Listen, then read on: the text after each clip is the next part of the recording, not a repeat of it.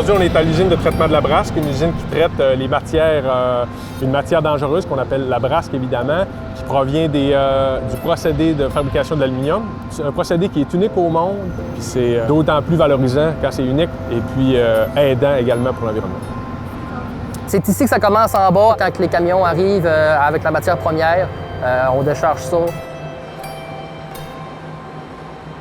Étant donné qu'on est juste 27, on est comme une petite famille, puis on est vraiment fiers de faire partie de cette chaîne de revalorisation-là. UTB a commencé d'un enjeu environnemental important. Avant que l'usine soit en opération, on avait 650 000 tonnes de brasques à traiter, entreposées, qui dataient de plusieurs décennies. C'est à partir des années 90 que nos équipes de chercheurs au Centre de recherche et développement Arvida, le CRDA, ont commencé à développer le procédé de traitement de la brasque. Ce procédé permet de détoxifier la matière en extrayant le fluor et les cyanures et en produisant à ce moment-là des sous-produits qui sont beaucoup plus facilement valorisables et qui ne sont plus des matières dangereuses. Un des 3 sous-produits, c'est la soude caustique qui est réutilisée depuis le démarrage de l'usine pour refaire de la fabrication d'alumine qui retourne dans les cuves, qui finit éventuellement dans la brasse. Donc, c'est une des circularités qui a été mise en place initialement.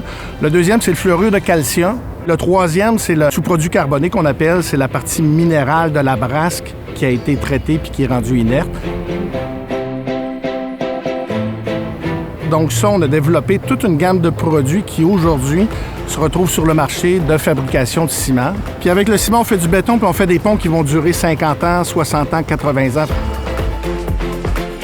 Il n'était pas question pour moi de prendre aucun autre ciment parce que je savais que c'était un produit qui ne serait pas enfoui et qui partait d'ici pour passer par l'UTB et revenir à Granby en forme de ciment.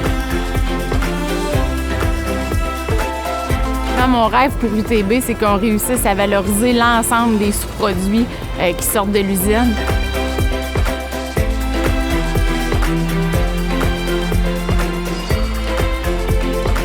On l'appelle UTB, usine de traitement de la brasse, mais le traitement, ce n'est que le début.